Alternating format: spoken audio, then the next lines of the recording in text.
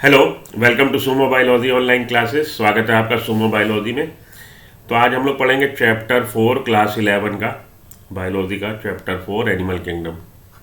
जैसा कि मैंने आपको पहले कई बार बताया है कि खाली आपको नीट की जब प्रिपरेशन करनी है तो आपका केवल रटने से, क्रेमिंग से काम नहीं चलेगा। आपको चीज़ों को, कॉन्सेप्ट को समझना भी है और साथ के साथ आपको पता होना चाहिए कि उस चैप्टर से आप कितने क्वेश्चन एक्सपेक्ट कर सकते हैं, कहाँ से क्वेश्चन आने की प्रोबेबिलिटी सबसे ज़्यादा है, लास्ट ईयर में कहाँ से क्वेश्चन आए हैं, ये सारी बातें आपको पता होनी चाहिए।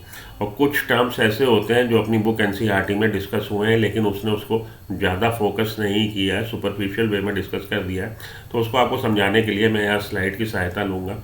देखिए, जो हम लोग के पास, जो हम लोग डिफरेंट प्रोफेसर्स के टच में रहते हैं और यूनिवर्सिटी के लर्नड प्रोफेसर्स जो एग्ज़ाम पेपर सेट करते हैं, तो एनटीए ने इस बार गाइडलाइंस दी थी कि एनसीईआरटी के बाहर से आप क्वेश्चन पुट नहीं करेंगे। और अगले साल ये और स्ट्रिक्ट होने जा रहा, तो पूरे का पूरा क्वेश्चन पेपर आपका एनसीईआरटी से ही आएगा डेफिनेटली।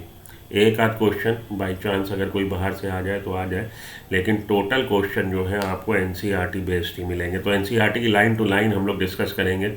बोर मत होइएगा, इंटरेस्टिंग बनाने की मैं कोशिश करूँगा। और एनसीईआरटी के पीडीएफ, जैसे मैं देखता हूँ डिफरेंट चैनल्स पे लोग उसके पीडीएफ को शेयर करके पढ़ाने की ज़्यादा कोशिश करते हैं, क्योंकि वाकई वो चीज़ किसी हद तक ठीक भी है, क्योंकि एनसीईआरटी की लाइन टू लाइन आपको समझ में आनी चाहिए और लाइन टू लाइन आपको रटी होनी चाहिए, आपके दिमाग में बिल्कुल टैटू बना होना चाहिए।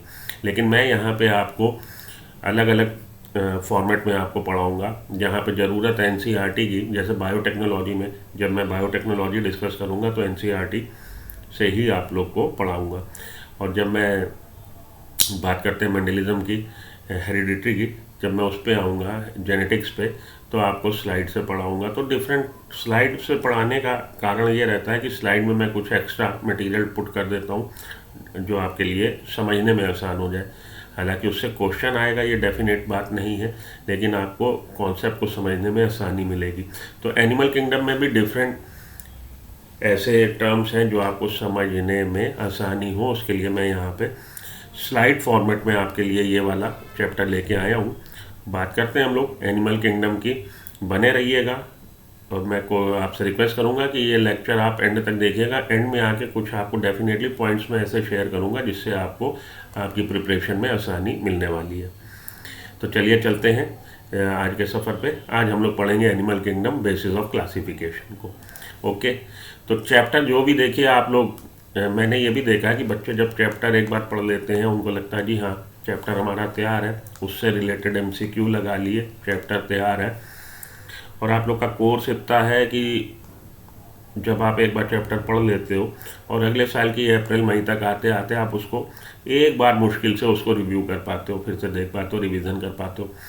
लेकिन मैं यहाँ पे आके एंड में आपको कुछ गोल्डन पॉइंट्स बताऊंगा। उस गोल्डन पॉइंट्स की सहायता से आप एक बार चैप्टर, जैसे इस समय हम लोग दिसंबर 2021 में खड़े हैं और मई या जून 2022 में आपका पेपर नीट एक्सपेक्टेड है, उससे पहले आप कम से कम उसको 2-3 बार रिव्यू कर लें। ये मेरी कोशिश रहेगी, रिवीजन हो जाए। तो प्रॉपर रिवीजन बहुत ज़रूरी है, लेकिन प्रॉपर रिवीजन के लिए शॉर्ट नोट्स बहुत ज़रूरी हैं जो मैं आपके साथ शेयर करूँगा। तो मेरे को फॉलो कर लीजिएगा सुमो बायोलॉजी पे। मेरा ऐप भी है सुमो बायोलॉजी, उसको डाउनलोड कर लीजिएगा। वहाँ पे आपको डिफरेंट पीडीएफ मिल जाएंगी।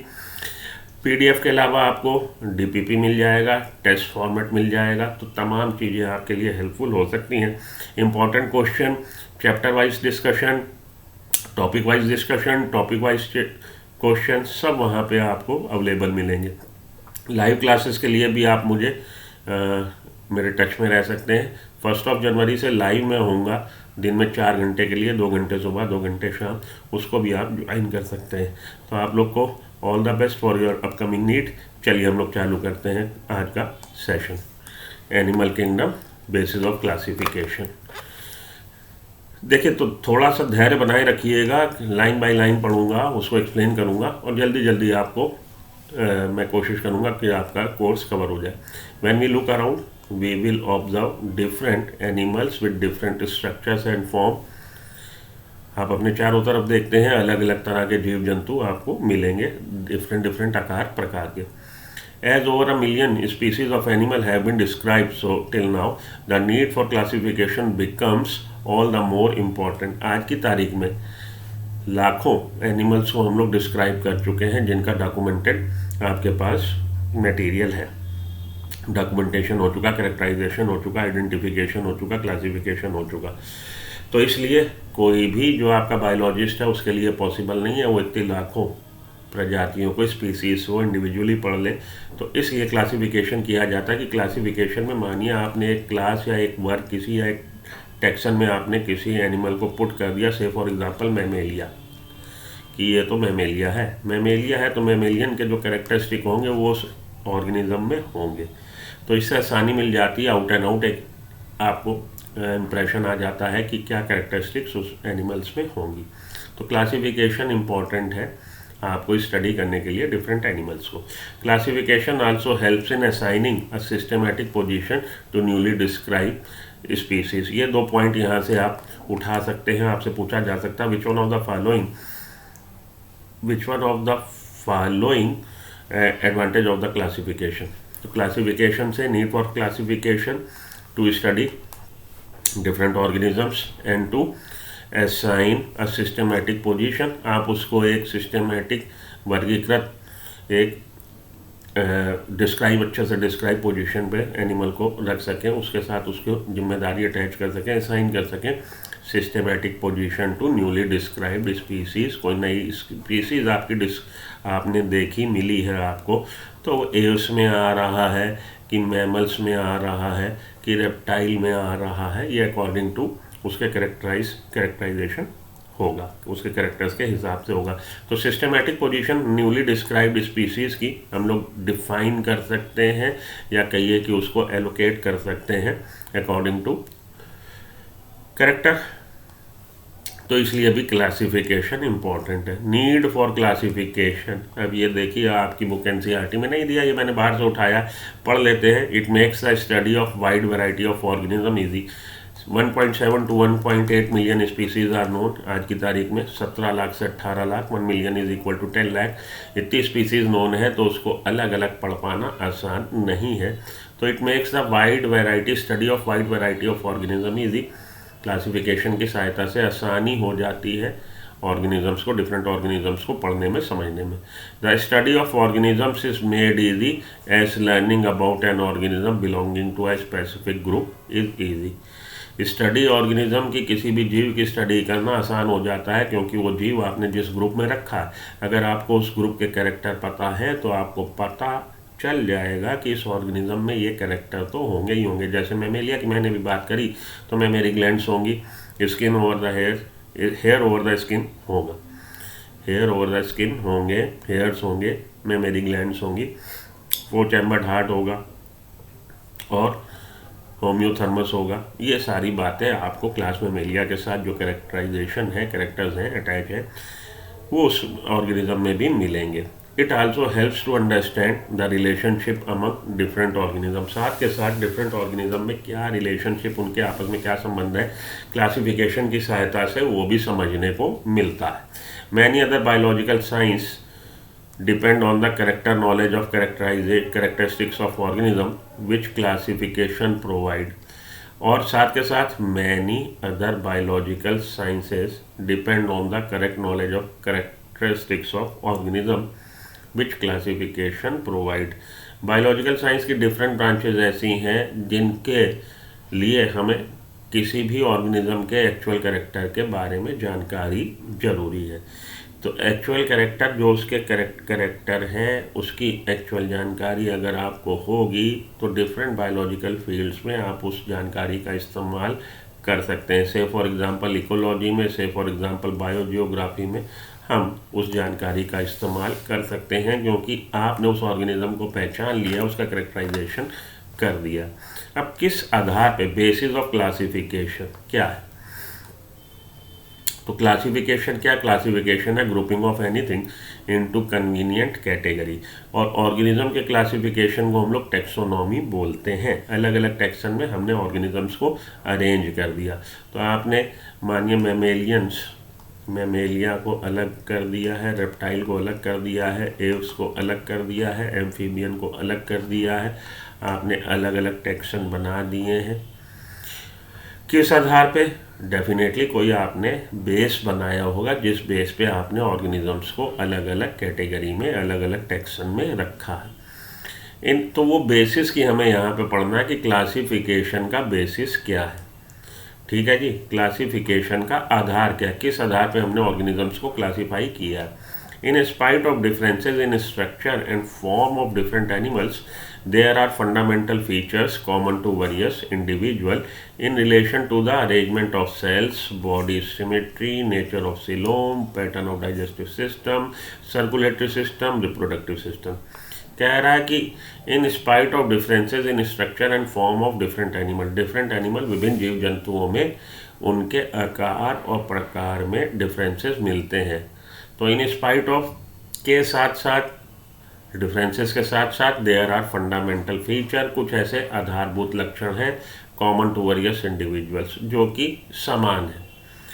तो कहने का मतलब ये है कि असमानता के साथ साथ कुछ ना कुछ फंडामेंटल फीचर, आधारभूत लक्षण आपको डिफरेंट ऑर्गेनिजम्स में सेम मिलेंगे, एक जैसे मिलेंगे। वो क्या हो सकता है? वो हो सकता है in relation to the arrangement of cell, कि उनके जंतुओं में सेल्स का जो अरेंजमेंट है, कोशिकाओं का व्यवस्था जो है वो एक जैसी हो। बॉडी सिमेट्री मिलती जुलती हो, एक जैसी हो। नेचर ऑफ सिलोम का प्रकार मिलता हुआ हो। Pattern of digestive system and circulatory system, तो पाचन तंत्र और सर्कुलेटरी सिस्टम पैटर्न, उनका जो तरीका है, ढर्रा है, वो एक जैसा हो सकता है।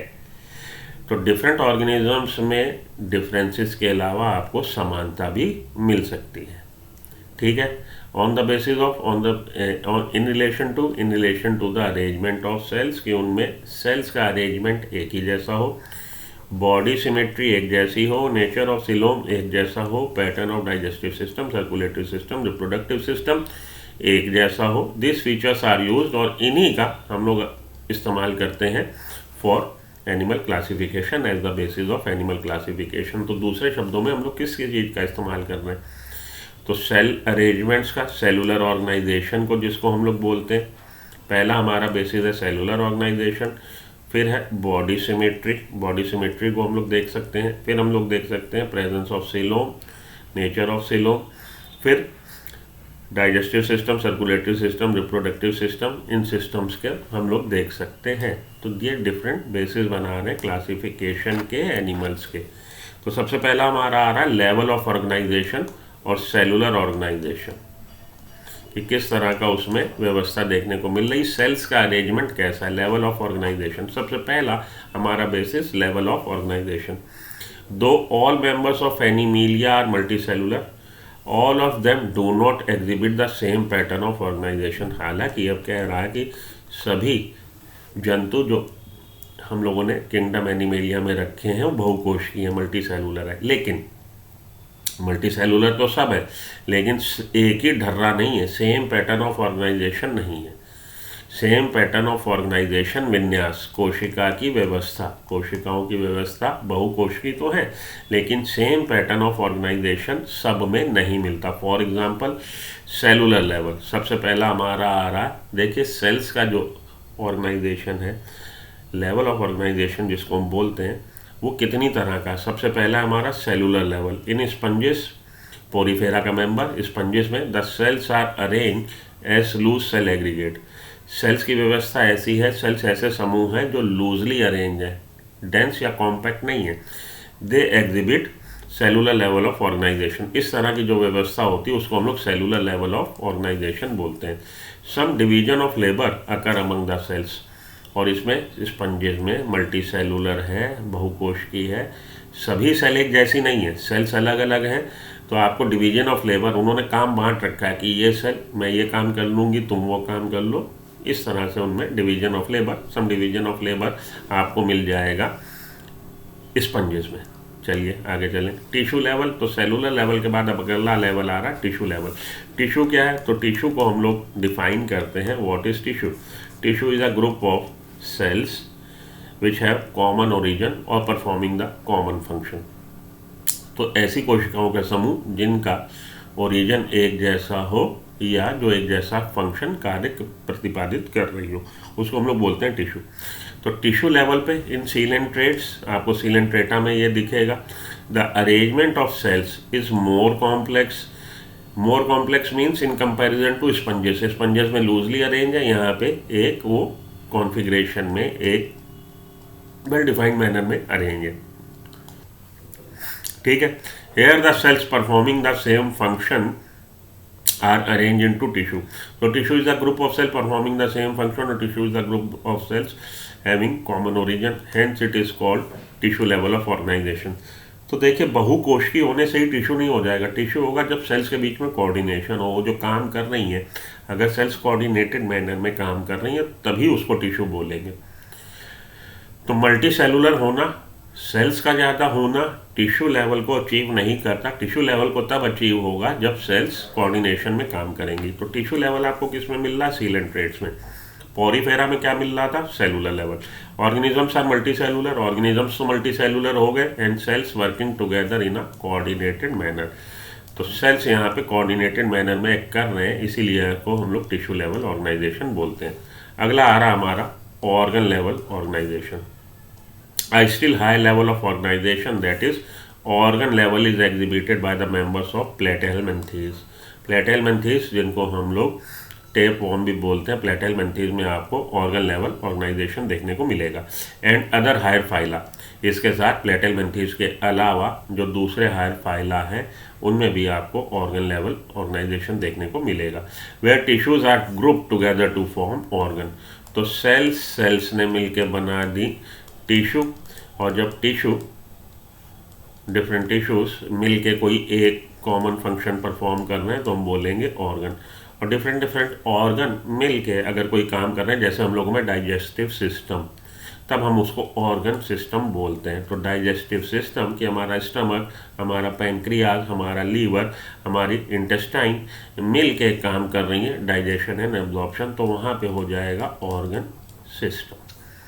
ठीक है जी। तो सबसे पहले cellular level of organisation, cellular level के बाद टिश्यू लेवल, टिश्यू लेवल के बाद ऑर्गन, ऑर्गन के बाद ऑर्गन सिस्टम।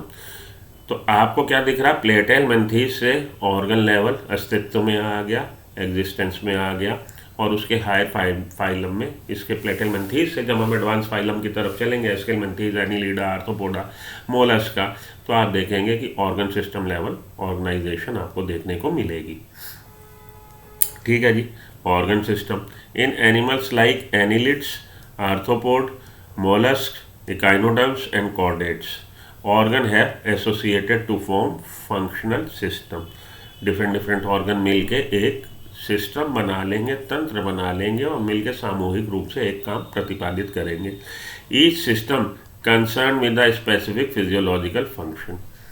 तो हर सिस्टम, जैसे reproductive system, respiratory system, excretory system, digestive system, circulatory system, each system, इस तरह के जो सिस्टम है वो एक स्पेसिफिक फिजियोलॉजिकल फंक्शन करते हैं। This pattern is called organ system level of organisation. इस सिस्टम को हम organ system level of organisation बोलते हैं। Organ system in different groups of animal exhibit various pattern of complexity. Organ system level तो achieve हो गया। Organ system level में आपको सिंपल या कॉम्प्लेक्स तरह का आपको ऑर्गन सिस्टम मिल सकता है। तो ऑर्गन सिस्टम लेवल आने के बाद भी उसमें भी आपको सिंपल ऑर्गन सिस्टम या कॉम्प्लेक्स ऑर्गन सिस्टम, ये टर्म यूज़ नहीं हुए, लेकिन मैं यूज़ कर रहा हूँ कि आपको different level of, different pattern of complexity देखने को ऑर्गन सिस्टम में मिल सकती है। For example, digestive system in platyhelminthes has only a single opening to the outside of the body. Platyhelminthes में, टेपवर्म वगैरह में आपको क्या देखने को मिलेगा कि बॉडी में जो गट है उसमें सिंगल ओपनिंग है, single opening to the outside of the body. Body में एक ही ओपनिंग है, that serve as mouth and anus. तो वो वही ओपनिंग मुख का काम कर रही है, वही ओपनिंग गुदा का काम कर रही है, एक ही ओपनिंग है। तो सिंगल ओपनिंग होने से, सिंगल ओपनिंग जो आउटसाइड द बॉडी हो रही है प्लेटेलमेंथीज के मेंबर्स में, वही एक opening, single opening serve as mouth, mouth की तरह भी काम कर रही है। उसी से आप इनपुट ले रहे हैं, मतलब प्लेटेलमेंथीज का मेंबर, और उसी से एक्सक्रीशन भी कर रहे हैं। And hence is called incomplete. और इस तरह का जो डाइजेस्टिव सिस्टम होगा उसको हम इनकम्प्लीट। तो इनकम्प्लीट डाइजेस्टिव सिस्टम कौन सा है? Which has only one opening. A complete digestive system is that which possess two opening. A complete digestive system has two opening, separate mouth and separate anus. तो दो तरह का digestive system हो गया, complete and incomplete. Complete वो जिसकी दो opening होगी, एक ओपनिंग माउथ और एक ओपनिंग एनस, और इनकम्प्लीट वो जिसकी एक ही ओपनिंग होगी, वही ओपनिंग माउथ वही opening anus. Similarly the circulatory system may be of two type. इसी तरह से सर्कुलेटरी सिस्टम दो तरह का है। Open type in which the blood is pumped out of the heart, open type का जिसमें कि ब्लड हार्ट पंप जब करता है, and the cells and tissues are directly bathed into it. तो ओपन टाइप सर्कुलेटरी सिस्टम में जब heart blood pump करता है तो ओपन स्पेसेस में करता है और वेसल्स नहीं होती, जबकि क्लोज टाइप के सर्कुलेटरी सिस्टम में जब हार्ट पंप करेगा ब्लड को तो क्लोज्ड वेसल्स में करेगा। Close type in which the blood is circulated through a series of vessels.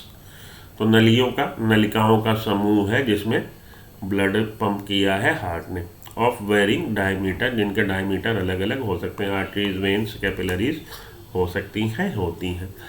तो हम लोगों ने देखा कि भैया ऑर्गन सिस्टम बनने के बाद ऑर्गन सिस्टम में भी आपको अलग अलग कॉम्प्लेक्सिटीज़ देखने को मिल सकती है। ऑर्गन सिस्टम में डाइजेस्टिव ऑर्गन सिस्टम की यहाँ पे आपके एनसीईआरटी में उसने एग्जांपल उठाया, उसने बोला ये दो तरह का होता है, incomplete and complete type of digestive system.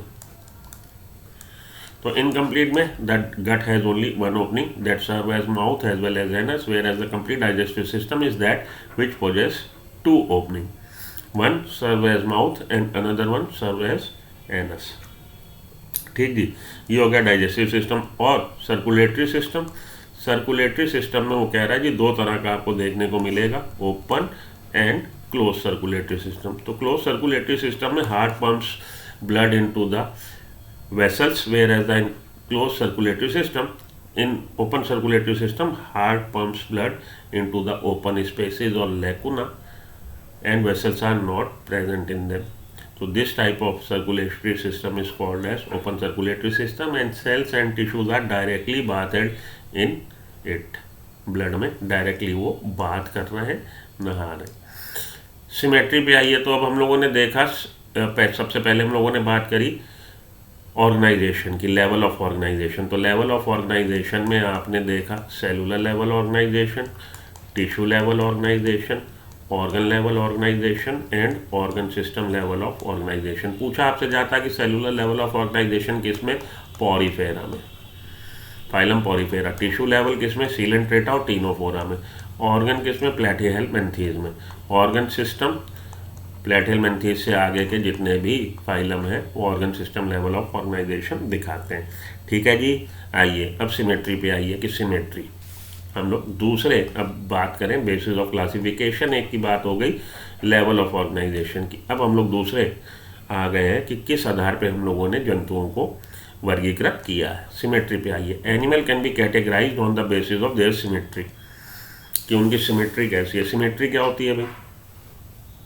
Sponges are mostly asymmetrical. Sponges अदरक जैसे होती है कि उसका कोई निश्चित आकार प्रकार नहीं है, तो इस स्पंज को हम लोग इसकी बॉडी से गुजरते किसी भी प्लेन से इसको दो बराबर भागों में नहीं बांट सकते। तो इस तरह के जो एनिमल्स हैं which can't be divided by any plane that passes through the centre, can't be divided into two equal half. These type of animals are called as asymmetric animals. So sponges are mostly asymmetrical. Asymmetrical means any plane that passes through the center does not divide into equal half. तो कोई भी ऐसा तल जो उसके centre से गुजर रहा हो, आप उसको दो बराबर भागों में नहीं बांट सकते, आइडेंटिकल भागों में। यहाँ पे बराबर भाग का मतलब ये नहीं है कि आपने इसको ऐसे काट दिया, ये भी 50 किलो और ये भी 50 किलो, ये बराबर का यहाँ पे मतलब नहीं निकल रहा। बराबर का मतलब आइडेंटिकल, एक जैसा। अब जैसे ह्यूमन बीइंग है, ह्यूमन बीइंग में आप देखते हैं कि ह्यूमन बीइंग, मानिए ये एक कोई हमारे सज्जन मिस्टर एक्स है, तो मिस्टर एक्स को अगर आप यहाँ से काटिए तो ये ऊपर का भी 50 किलो, नीचे का भी 50 किलो, वो आइडेंटिकल नहीं कहलाएगा। आप इसको जब इस तरह से डिवाइड करेंगे तभी ये लेफ़्ट और राइट आइडेंटिकल कहलाएंगे या मिरर इमेज कहलाएंगे या बराबर कहलाएंगे। ये कहने का यहाँ बराबर का मतलब है। तो ऐसे animals which can't be divided into two equal half by any plane passing through its mid central axis, that type of animals are called as asymmetric animals. So sponges are mostly asymmetrical. Any plane that passes through the center, कोई भी तल उसके मध्य से गुजरता उसको दो बराबर भागों में नहीं बांटता। ठीक है जी। रेडियल सिमेट्री पे आइए। When any plane, वहाँ तक कोई भी, और यहाँ पे हर, any plane, when any plane passing through the central axis of the body divides the organism into two identical half, it is called radial symmetry. तो रेडियल सिमेट्री में देखिए, इस तल से आपने काट दिया या इस तल से काट दिया, तो एक से ज़्यादा, केवल एक से नहीं, एक से ज़्यादा तल उसके मिड एक्सिस से गुजरते जब उसको दो बराबर आइडेंटिकल भागों में बांट देते हैं। ये एक प्लेन, ये दूसरा प्लेन, ये तीसरा प्लेन, ये चौथा प्लेन, तो कई सारे प्लेन उसके मिड सेंटर से गुजरते उसको बराबर भागों में बांट रहे हैं। इस तरह की जो सिमेट्री होती है उसके लिए रेडियल सिमेट्री टर्म यूज़ किया जाता है। तो when any plane passing through the central axis of the body divides the organism into two identical half, it is called radial symmetry. तब उसके लिए रेडियल सिमेट्री टर्म यूज़ करते हैं। Coelenterates, Ctenophora and echinoderms have this kind of body plane. तो Echinodermata में, echinoderms जो member हैं Echinodermata के, उसमें एडल्ट में आपको रेडियल सिमेट्री मिलेगी और लार्वा में आपको बाइलेटरल सिमेट्री मिलती है। तो एडल्ट में रेडियल और लार्वा में बाई रेडियल सिमेट्री आपको देखने को मिलेगी। तो Ctenophora, coelenterates and echinoderms adults, ये आपको कैसी सिमेट्री दिखा रहे हैं? ये आपको सिमेट्री दिखा रहे हैं रेडियल सिमेट्री। अब तीसरी आइए bilateral symmetry. Animals like annelids, arthropod etcetera, बाकी जितने भी हैं, annelida, arthropoda, mollusca, echinodermata, hemichordata, chordata, उसमें आपको बाइलेटरल सिमेट्री मिलती है। Where the body can be divided into identical left and right halves in only one plane, उसकी body को केवल एक प्लेन। तो ये देखिए, ये हमारा क्रैब यहाँ पे दिखाया, केवल इस वाले से, इस एक्सिस से या इस प्लेन से हम उसको दो आइडेंटिकल हाफ में बांट सकते हैं। ये भी नहीं है आइडेंटिकल, इससे भी आइडेंटिकल नहीं, इससे भी आइडेंटिकल नहीं होंगे। ठीक, केवल एक प्लेन। यहाँ पे देखिए एक इंसेक्ट उसने दिखा दिया, अगर हम उस इंसेक्ट को उसके बीच से, अब मानव है, मानव को भी केवल उसके बीच से हम एक्सिस से गुजरते उसको केवल एक ही प्लेन से हम उसको दो बराबर भागों में बांट सकते हैं। तो इस तरह की सिमेट्री जो होती बाइलेटरल। ठीक है जी, सम अप करिए अब आप कि सिमेट्री के आधार पे। तो पोरीफेरा में most of the Porifera, members of Porifera are asymmetrical होते हैं। However some show radial symmetry also, कुछ रेडियल सिमेट्री भी दिखाते हैं। तो पोरीफेरा का ज़्यादातर मेंबर एसिमेट्रिकल है। उसके बाद सीलेंट्रेटा, टीनोफोरा और इकाइनोडर्मेटा के एडल्ट, ये आपको रेडियल सिमेट्री दिखाएंगे। तो रेडियल सिमेट्री की बात करी थी, ये मानिए कोई ऑर्गेनिज्म है, एक से ज़्यादा तल से हम उसको बराबर भागों में बांट सके।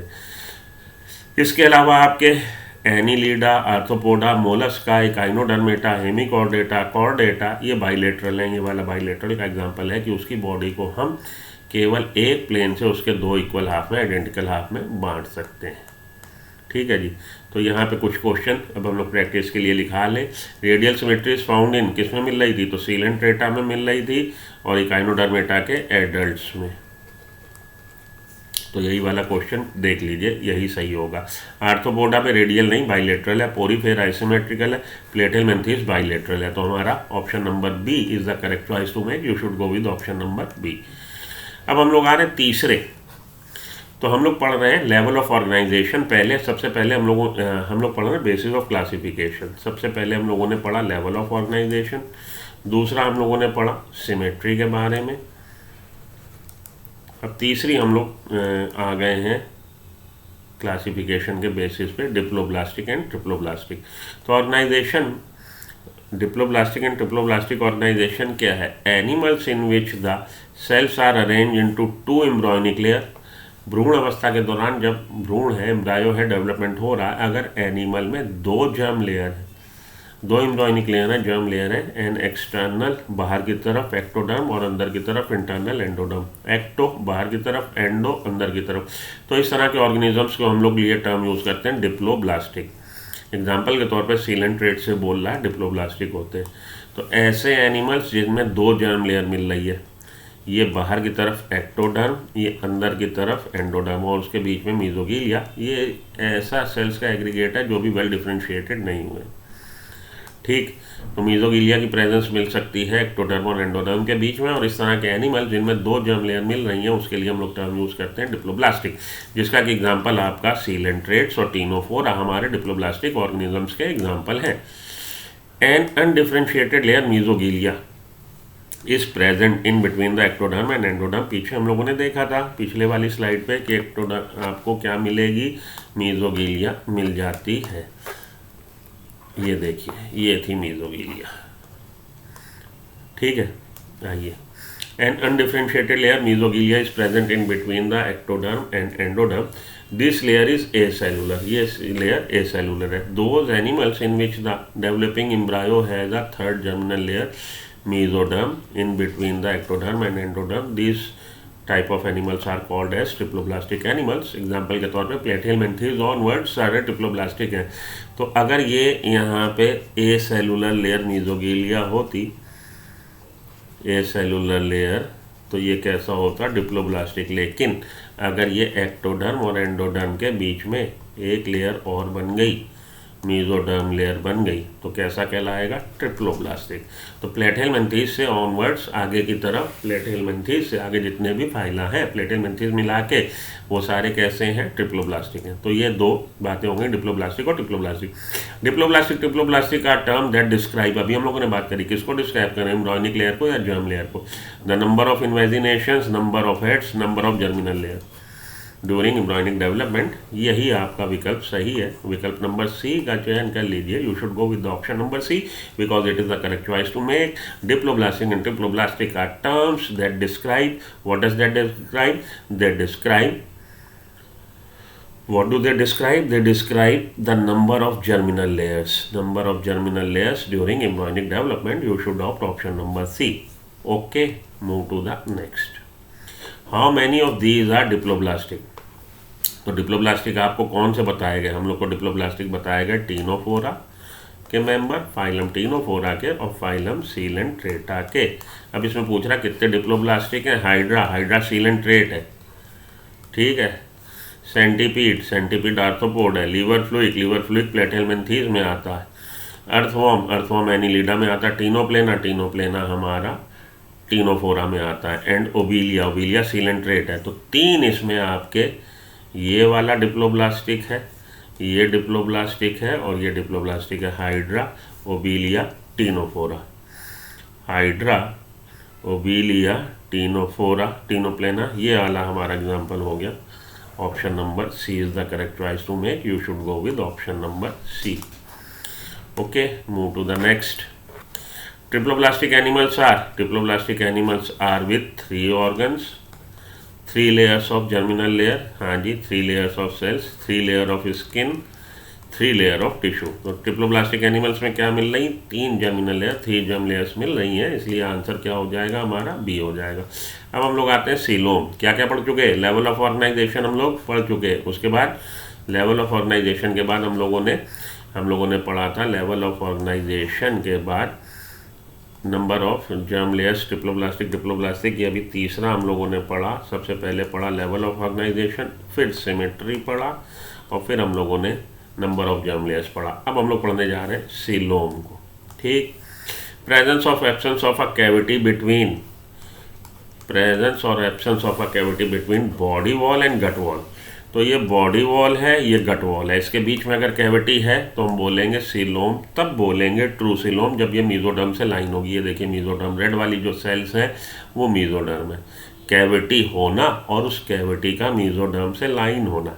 तो true coelom can be defined as a cavity between body wall and gut wall and that is line by the mesoderm. Underline कर लीजिए, दिमाग में बिठा लीजिए, टैटू बना के चिपका लीजिए।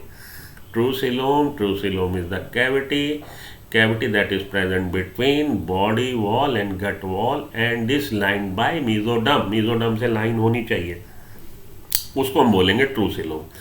तो गट वॉल और बॉडी वॉल के बीच में कैविटी का मिलना और मेसोडर्म से लाइन होना, उसको हम बोलेंगे सिलोम। और इस तरह के animals which shows the presence of coelom, those type of animals are called as coelomate। The body cavity which is lined by mesoderm is called coelom। Animal possessing coelom are called coelomates। Example है Annelida, Arthropoda mollusca, Annelida arthropoda mollusca, Echihemichor, Echinodermata, Hemichordata, Chordata, Annie are mole, Echihemichor रट लीजिए सुबह शाम को 3 बार सिर दर्द की गोली की तरह। कौन सी? एनी आर मोल, इक्कीहेमिचोर। इस तरह से आप लोग इसको रट सकते हैं। Annelida, arthropoda, Mollusca, Echinodermata, Hemichordata, chordates. Okay, तो इनमें आपको मिलेगी ट्रू सिलोम। क्वेश्चन पे आ जाइए, कुछ क्वेश्चन की practice. Which of the following is diploblastic pennatula? Pennatula आपका सी पेन को बोलते हैं, जो कि हमारा फाइलम सीलेंट्रेटा का मेंबर है, इसी को चुन लीजिए। ये डिप्लोब्लास्टिक है। एस्कैरिस आपका प्लेटेलमेंथीज में आ रहा, ट्रिप्लोब्लास्टिक है। अर्थवर्म आपका एनीलिडा में आ रहा, और हीरोडिनेरिया भी आपका एनीलिडा का एग्जाम्पल है। Which of the following is diploblastic animal? Hydra हमारा डिप्लोब्लास्टिक है, बाकी के हमारे ट्रिप्लोब्लास्टिक है। Diploblastic animals are those which shows the presence of 2 germinal layer. और हमारे सीलेंट्रेटा के मेंबर डिप्लोब्लास्टिक है, और हमारे टीनोफोरा के मेंबर डिप्लोब्लास्टिक है। चलिए सीडोसिलोम पे आइए। In some animals the body cavity is not line by mesoderm.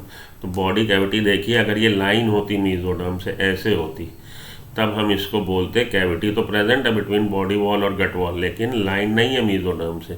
Instant mesoderm is present in form of scattered pouches. और उसकी बजाय मेसोडर्म से लाइन नहीं है बॉडी, बल्कि कैसी है?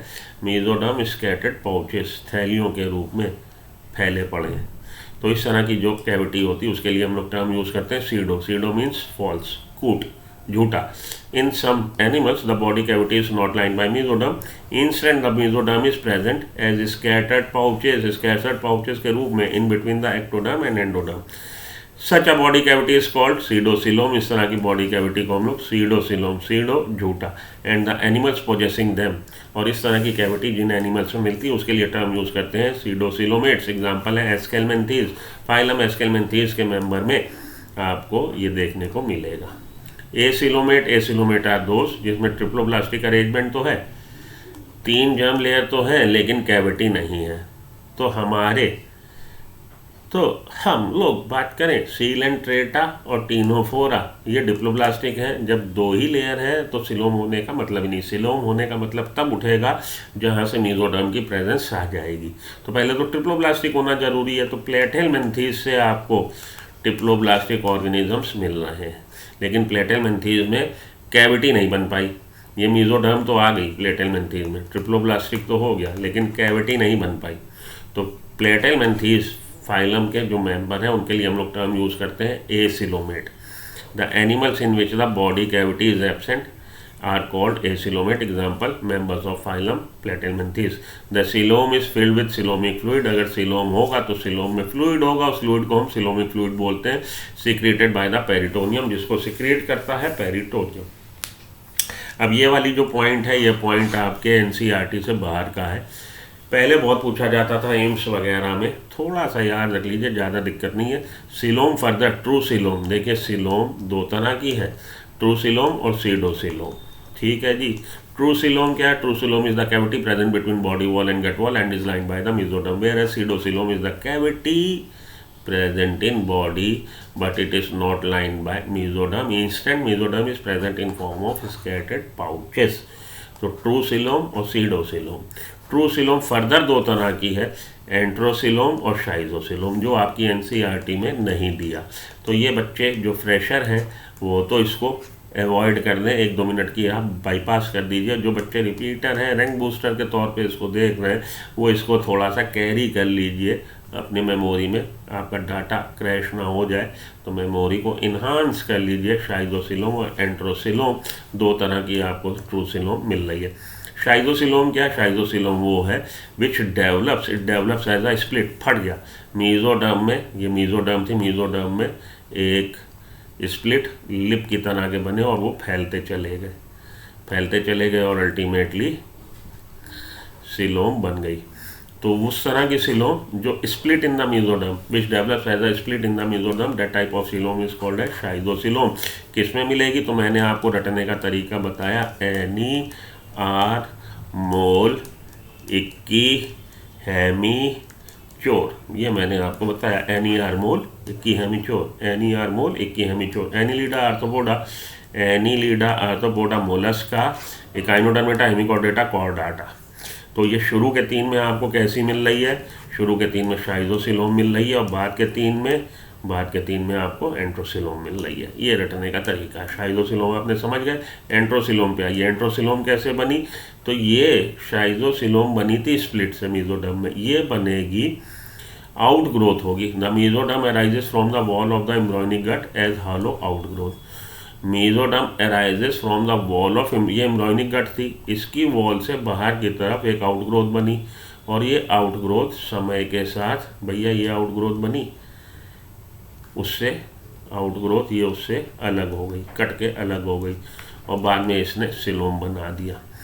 The mesoderm arises from the wall of embryonic gut as hollow outgrowth. Hollow outgrowth खोखली, तो ये बाहर की तरफ आउटग्रोथ बनी। फिर से देख लीजिए, इससे पहले ये इस फॉर्म में था, ये आउटग्रोथ बनी, आउटग्रोथ बन के ये बाद में ये हिस्सा टूट के अलग हो गया और ये वापस अपने ओरिजिनल फॉर्म में आ गई। तो ये इससे टूट के निकल गया और वो जो टूट के हिस्सा निकला उसने सिलोम बना दी। तो इस तरह की सिलोम आपकी कैसी? एंट्रोसिलोम। किस में मिलेगी? इक्की, इकाइनोडर्मेटा, हेमिकॉर्डेटा एंड कॉर्डेटा में। इकाइनोडर्म, हेमिकॉर्डेट्स, कॉर्डेट्स में। तो ट्रूसिलोम, Annelida, ट्रूसिलोम, Annelida, arthropoda, Mollusca, ट्रूसिलोम, Annelida, arthropoda, Mollusca, Echinodermata, Hemichordata और कॉर्डेटा, इनमें मिलती है ट्रूसिलोम। इनमें शुरू में 3 में आपको मिलती है शाइजोसिलोम, इन 3 में मिलती है एंट्रोसिलोम। कह रहा जी find the correct match. Mollusca acoelomate है? नहीं, मोलस्का सिलोमेट है। प्लेटेलमेंथीज कैसा है? सिलोमेट है। प्लेटेलमेंथीज एसिलोमेट है। एस्केलमेंथीज में, हाँ, एस्केलमेंथीज में सीडोसिलोम मिलती है। What is pseudocoelom? Cavity that is not lined by mesoderm. Instead, mesoderm is present in form of scattered pouches. Eskelmenthes pseudocilomate के एग्जाम्पल है, उसको चुन लीजिए, आगे बढ़िए। Where does ट्रूसिलोम present in the body? Between gut wall and body wall and is lined by mesoderm. अभी आपको रटाया। तो सिलोम कहाँ होती है? गट वॉल और बॉडी वॉल में होती है और लाइंड होती है मेसोडर्म से। What is the advantage of coelom? Coelom का एडवांटेज क्या है? It helps in movement of circulatory system, helps in formation of heart, endoskeleton, helps in formation of digestive, it provides mobility। तो ये आपके NCERT के बाहर का क्वेश्चन है। आंसर है इसका it helps in formation of digestive tract.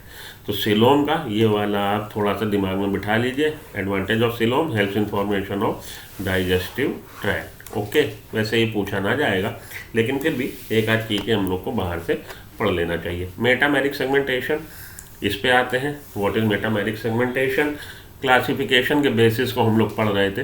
It is a type of segmentation where external division corresponds to internal division. बाह्य खंड अंतःखंड को उसके साथ सामंजस्य के तौर पे प्रेजेंट होंगे, कॉरस्पॉन्ड उसके समकक्ष होंगे। It is a type of segmentation where external division corresponds to internal division, occurs in 3 highly organised phyla. Annelida में मिलेगा, आर्थ्रोपोडा में मिलेगा, कॉर्डाटा में मिलेगा।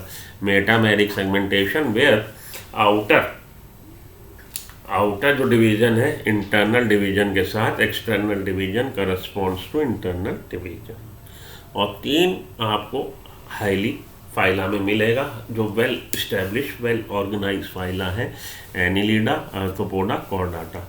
The body is often divided both externally and internally into number of segments. कई बार आपको देखने को मिलेगा कि बॉडी बाह्य रूप से और आंतरिक रूप से खंडों में बटी हुई है और उन खंडों के लिए मेटामियर टर्म यूज किया जा रहा है। एग्जांपल है Annelida. Segmentation is mostly external in arthropod and mainly internal in man. देखिए 3 फाइलम में आपको सेगमेंटेशन मिल रहा है, एनिलिडा में, आर्थ्रोपोडा में और कॉर्डाटा में। अब इसमें समझिए एनिलिडा में एक्सटर्नल और इंटरनल दोनों, आर्थ्रोपोडा में मोस्टली एक्सटर्नल और कॉर्डाटा एग्जाम्पल के तौर पे ह्यूमन बीइंग मोस्टली इंटरनल। इस चीज़ को समझ लीजिए, दिमाग में बिठा लीजिए। फिर से बोल रहा हूँ, ध्यान से सुन लीजिए। सेगमेंटेशन डिवीजन कहिए या खंड कहिए, खंड में उनकी जो बॉडी है ऑर्गेनिज्म की वो खंडों में बटी है। तो एनिलिडा में बाह्य खंडन और आंतरिक खंडन, external segmentation as well as internal segmentation are present in case of Annelida and they correspond to each other. Whereas in case of arthropoda, in the member of arthropoda mostly external segmentation is present। बाह्य तो body जो है खंडों में बटी है, लेकिन आंतरिक विखंडन देखने को नहीं मिल रहा, आंतरिक रूप में नहीं बटी। और कॉर्डेटा एग्जाम्पल के तौर पे हम लोग मैमल्स या ह्यूमन बीइंग में आपको इंटरनल, हमारी बॉडी बाहर से बटी हुई है, कहीं बाहर से नहीं बटी लेकिन अंदर से बटी हुई है। ठीक है जी, तो ये बात आपके दिमाग में बिठा लीजिए। मेटामेरिक सेगमेंटेशन के बाद आखिरी हम लोग आ रहे हैं बेसिस ऑफ क्लासिफिकेशन पे, presence of notochord. Notochord is mesodermally derived rod like structure. Mesoderm से उत्पन्न होने वाला रॉड लाइक एक क्षणनुमा स्ट्रक्चर है, formed on the dorsal side, पीठ पे। वेंट्रल साइड वो होती है जिधर एनिमल का मुंह होता है, उस साइड को हम लोग वेंट्रल साइड बोलते हैं। तो face is always present on the ventral side. हम लोग की जो फेस टू फेस बात करते हैं, पीठ नहीं दिखाते, पीठ क्या है, डोर्सल है, और ये वेंट्रल जिधर फेस है वेंट्रल साइड है। तो रॉड लाइक स्ट्रक्चर है, formed on the ventral side, dorsal side, sorry notochord is a mesodermally derived, mesoderm से डिराइव्ड होने वाला, उत्पन्न होने वाला नोटोकॉर्ड क्या ये, तो मीजोडर्म से डिराइव्ड रॉड लाइक स्ट्रक्चर है, present on the dorsal side, जो डोर्सल साइड पे होगा ड्यूरिंग एम्ब्रॉयनिक डेवलपमेंट, भ्रूणी विकास के दौरान इन सम एनिमल्स। और जिनमें ये मिलेगा एनिमल्स में उनको हम लोग कॉर्डेट बोलेंगे। Animals with notochord are called chordates and those animals which do not form this structure are called non chordates. तो एनिमल्स दो तरह के, कॉर्डेट्स और non chordates. Chordates are those which possess notochord and non chordates are those in which the notochord is not present. Example है आपका Porifera to echinoderms, Porifera से लेके echinoderms तक, Porifera, echinoderms and as well as hemichordates, उनमें आपको notochord नहीं मिलती। Book की लाइन है, बुक में आपको पोरीफेरा टू इकाइनोडर्म लिखा है, हेमिकॉर्डेटा नहीं लिखा, लेकिन आप यहाँ पे मेंशन कर लीजिए, लिख लीजिए अपने नोट्स में, पोरीफेरा से लेके हेमिकॉर्डेटा तक उनमें नोटोकॉर्ड नहीं होती। Chordates are those which possess dorsally placed hollow nerve cord. Some terms and their meaning, इसके सम टर्म्स मीनिंग अगली स्लाइड पर चलता हूँ। तो कॉर्डेट्स वो एनिमल्स हैं जिनके एम्ब्रॉयनिक लाइफ के दौरान नोटोकॉर्ड मिल रही है, और साथ के साथ उनमें नर्व कॉर्ड डॉर्सली प्लेस्ड होती है। नर्व कॉर्ड दिखाई है, dorsally placed hollow nerve cord, single nerve cord होती है कॉर्डेट्स में। कुछ टर्म्स और उसके meaning. Which of the following is true about notochord. Notochord के बारे में प्रेजेंट इन ऑल एडल्ट में नहीं होती, वर्टिब्रेट्स में ये वर्टिब्रल कॉलम इसको रिप्लेस कर देता है। प्रेजेंट इन ऑल इकाइनोडर्म में नहीं होती। Present in chordates during embryonic development, ये इसका सही ऑप्शन है। कॉर्डेट्स में, जो कॉर्डेट्स हैं, फाइलम कॉर्डेट के जो मेंबर्स हैं, उनके एम्ब्रॉयनिक डेवलपमेंट के दौरान आपको नोटोकॉर्ड की प्रेजेंस देखने को मिलती है। चलिए अगली स्लाइड पे चलें। Notochord occur in the embryonic stage in all chordates. Which of the following animals are true coelomate with bilateral symmetry? True coelom भी है, bilateral symmetry भी है। Adult echinoderm कैसे थे? Radial symmetry से नहीं हो सकता। Aschelminthes कैसा था? Aschelminthes pseudocoelomate था, नहीं हो सकता। Platelminthes ट्रू सिलोमेट, प्लेटेलमेंथीज हमारा ए सिलोमेट है, नहीं आंसर। एनिलिड हमारा ट्रू सिलोम को पोजेस करता है और एनिलिड बाइलेटरल है। ऑप्शन नंबर डी को चुन लीजिए, यही ठीक आपका आंसर है। Bilateral symmetry and acoelomate animals are exemplified by bilateral symmetry acoelomate. Acoelomate कौन सा हमारा? प्लेटेलमेंथीज। प्लेटेलमेंथीज को चुन लीजिए, प्लेटेलमेंथीज में सिलोम नहीं होती। तो आंसर क्या हो जाएगा? आंसर हो जाएगा ए। नीट 2020 का ये क्वेश्चन है। द फिगर गिवन, ये देखिए figure given show the type of coelom, identify them and select the correct group of organism. तो ये वाला हमारा ए सिलोमेट का एग्जाम्पल है। ट्रिप्लोब्लास्टिक तो हो गया, सिलोम नहीं है। ये सीडोसिलोम का एग्जाम्पल है और ये ट्रूसिलोम का एग्जाम्पल है। तो ए हमारा ट्रूसिलोम, बी हमारा सीडोसिलोम, सी हमारा ए सिलोमेट। सी में आना चाहिए आपका प्लेटेलमेंथीज, बी में आना चाहिए एस्केलमेंथीज। तो बी एस्केल, सी प्लेटेलमेंथीज, ए एनिलिड, यही ठीक जवाब है। ए हमारा एनिलिडा का, एनिलिडा में ट्रूसिलोम, बी हमारा सीडोसिलोम एस्केलमेंथीज, सी हमारा acoelomate platyhelminthes. Option number A is the right choice. अब ये देखिए बाकी में कहीं ना कुछ गड़बड़ है। आर्थ्रोपोड ये दिखा रहा बी को, जबकि बी है हमारा एस्केलमेंथीज। बी हमारा एस्केलमेंथीज ठीक, सी में एनिलिड दिखा दिया, ट्रिप्लोब्लास्टिक, लेकिन सिलोम नहीं, एनिलिड में नहीं मतलब सिलोम होती है। तो ये आंसर नहीं हो सकता, ऑप्शन ए करेक्ट आंसर है। Which of the following are correct? Diploblastic हमारे पोरीफेरा सीलेंट्रेट करेक्ट है। ट्रिप्लोब्लास्टिक प्लेटेलमेंथीज से लेके कॉर्डेट करेक्ट है। ए सिलोमेट में कह रहा है पोरीफेरा सीलेंट्रेटा प्लेटेलमेंथीज, तो ये करेक्ट नहीं हो सकता। ए सिलोमेट प्लेटेलमेंथीज में हम लोग केवल गिनते हैं। सीडोसिलोम एस्केलमेंथीज में होती है और राउंड वॉर्म में ये भी सही नहीं है, इसको भी हटा दीजिए। यू सिलोमेट एनिली, ये भी सही है। तो हमारे सही हो गए 1 2 5। 1 2 5 वाला आप चुन लीजिए। Option number C is the right choice to make. ठीक। इन कॉर्डेट्स नोटोकॉर्ड कैसी होती है? नोटोकॉर्ड मीजोडर्म से डिराइव्ड होती है, mesodermal in origin and dorsal to nerve cord के ऊपर के नीचे, mesodermal in origin and ventral to nerve cord. ये वाला ऑप्शन ठीक है। पिछले वाले में देख लीजिए हम लोग, इससे पहले ये देखिए नर्व कॉर्ड ऊपर है, ये रहा। तो ये हमारी नोटोकॉर्ड, ये जो है ये वेंट्रल डॉर्सल, मोस्ट डॉर्सल क्या है? मोस्ट डॉर्सल नर्व कॉर्ड है। तो मीजोडर्म से डिराइव्ड है और वेंट्रल टू नर्व कॉर्ड है। ठीक है जी, यही क्वेश्चन उसने आपसे पूछा है। अब टर्म जो हम लोगों ने बोला कि कुछ टर्म और उसके क्वेश्चन उससे रिलेटेड मतलब बातें, ये हम लोग नेक्स्ट लेक्चर में करते हैं। हाँ जी, तो हम लोग कह रहे थे कुछ टर्म्स और उससे रिलेटेड बातें। तो देखिए फर्टिलाइजेशन के लिए टर्म यूज यहाँ पे हो रहा है एक्सटर्नल और इंटरनल फर्टिलाइजेशन। फर्टिलाइजेशन क्या है? Fertilization is the union of male and female gamete, syngamy कह लीजिए। तो fertilization fusion of male and female gamete, उसको हम लोग बोलते हैं। इन एनिमल्स मेल गैमीट्स और स्पर्म्स आर मोटाइल। एनिमल्स में मेल गैमीट जो होता है मोटाइल होता है, उसके लिए टर्म यूज करते हैं हम लोग मेल गैमीट के लिए स्पर्म। द फीमेल गैमीट और ओवा और एग, फीमेल गैमीट के लिए ओवा एग इस्तेमाल करते हैं, नॉन मोटाइल होता है। When fertilisation occur outside the body of a female, जब fertilisation male and female gamete का fusion outside the body of an organism, female की बॉडी के बाहर हो, it is called external fertilisation, तब उसको एक्सटर्नल फर्टिलाइजेशन बोलते हैं। एग्जाम्पल के तौर पर फिशेज, फिश में आपको से for example star fish, frog. Star fish हालांकि काइनोडर्म का क्वेश्चन है, पाइसेस का नहीं मेंबर है, लेकिन चलिए फर्टिलाइजेशन स्टार फिश, फ्रॉग में, फ्रॉग हमारा एम्फीबियन का एग्जाम्पल है। तो एक्वेटिक हैबिटेट में रहने वाले एनिमल्स में मुख्यतः आपको एक्सटर्नल फर्टिलाइजेशन दिखेगा। In many cases fertilization take place in the genital tract of the female, और बहुत सारे एनिमल्स में आपको मेल और फीमेल गैमीट का fusion inside the body of an organism in the reproductive tract और genital tract of a female मिलेगा, उसको हम लोग इंटरनल फर्टिलाइजेशन बोलते हैं, known as internal fertilization. Example के तौर पर रेप्टाइल्स, एव्स, मैमल्स, इसमें आपको इंटरनल फर्टिलाइजेशन देखने को मिलेगा।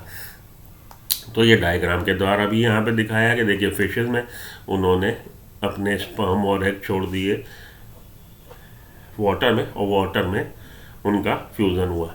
It is the union of gamete which occurs outside the female body typical of aquatic animals में, एम्फीबियन में और कुछ इंसेक्ट्स में भी आपको एक्सटर्नल फर्टिलाइजेशन देखने को मिल सकता है।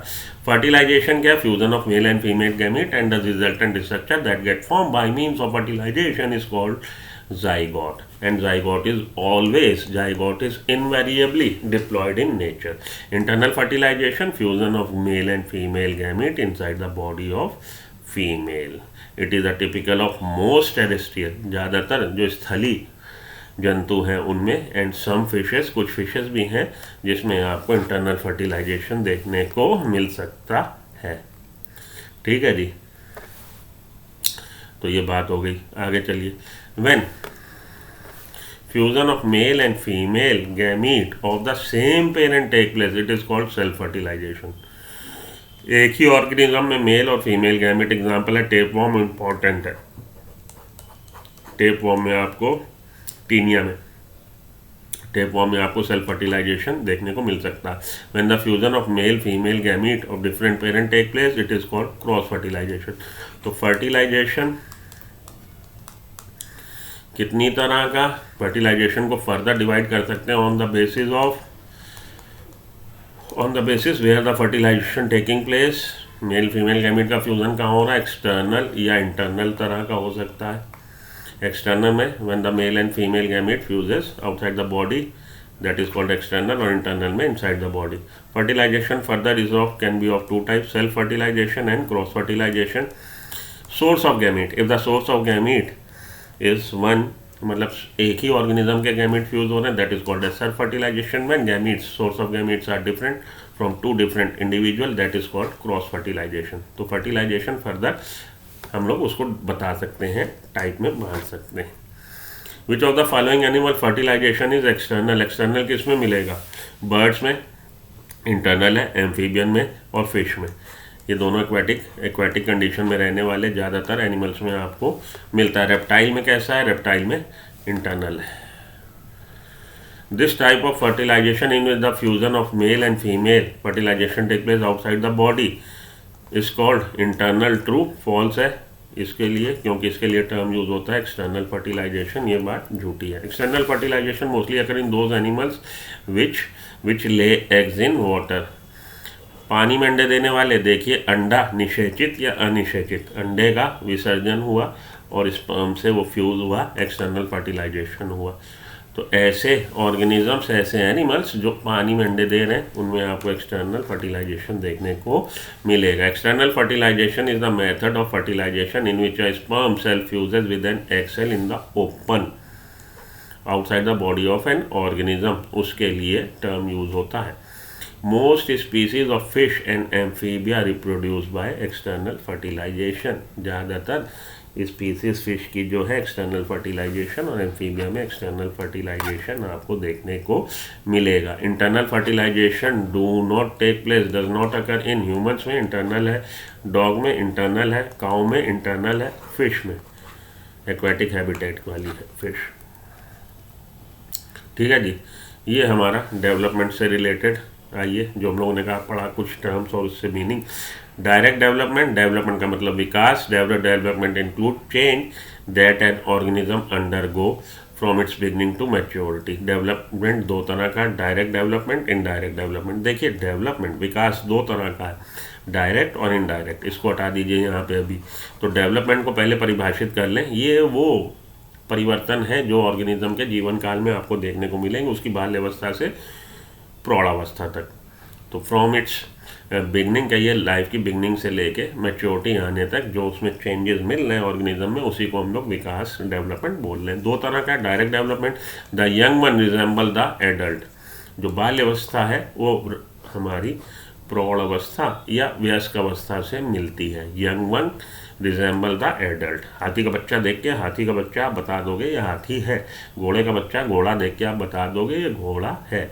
तो यंग वंश जो हैं, जो बाल्य अवस्था है, वो वयस्क अवस्था से बिल्कुल रिजेंबल करती है, मिलती है in all respect except colour या साइज को छोड़ के हर चीज़ मिलती है। There is no intermediate stage, बीच में कोई ऐसी अवस्था नहीं है जो ना मिल रही हो। Examples are hydra, earthworm, silver fish. इसमें आपको डायरेक्ट डेवलपमेंट देखने को मिल रहा है। Hydra, earthworm, silver fish. Direct development और इनडायरेक्ट डेवलपमेंट क्या है? इनडायरेक्ट डेवलपमेंट में इन्होंने ऑर्गेनिज्म में अंडे दिए, अंडे से निकला जो लार्वा बाल्यावस्था वो अपनी एडल्ट से अलग है। अब यहाँ पे देखिए, अंडा, अंडे से निकला निम्फ, निम्फ एडल्ट, एडल्ट और निम्फ मिल रहे हैं, तो ये कैसा डेवलपमेंट? डायरेक्ट। और यहाँ पे वयस्क और ये हमारा लार्वा कैटरपिलर, तो ये आपस में मिल नहीं रहे, ये इनडायरेक्ट डेवलपमेंट है। इनडायरेक्ट डेवलपमेंट में the juvenile stage is not matches with, not resembles with its adult stage, अलग होगी। तो जुवेनाइल बाल्यावस्था वयस्क अवस्था से अलग, या बीच में ऐसी स्टेजेस आएंगी जो कि अपनी वयस्क अवस्था से अलग होती हैं, उसके लिए टर्म यूज़ करते हैं हम लोग indirect development. Indirect development, the young one do not resemble the adult, the young one usually pass, phenomenon of passing through different juvenile stage. Young one usually show the phenomenon of passing through different juvenile stage before attaining the form of adult। तो वयस्क अवस्था को आते तक वो कई सारी intermediate stage से गुजरेगा, रूपांतरित होगा, रूप परिवर्तित करेगा, इसके लिए टर्म यूज होता है मेटामॉर्फोसिस। रूपांतरित होगा, रूप परिवर्तन करता रहेगा, आकार प्रकार परिवर्तन करता रहेगा और फाइनली वयस्क अवस्था को प्राप्त होगा। एग्जाम्पल है सिल्क मॉथ इसका, मेटामॉर्फोसिस, इनडायरेक्ट डेवलपमेंट। तो डायरेक्ट डेवलपमेंट और इनडायरेक्ट डेवलपमेंट, डेवलपमेंट दो तरह का development, different changes that goes through the organism, that goes through different changes to attain its adult form, that is called as development. It could be of two type, direct or indirect. Indirect development, the young stage matches with, resembles with its adult stage, whereas in case of indirect development, young one do not resemble or young one passes through different stages of development that do not resembles with adult stage.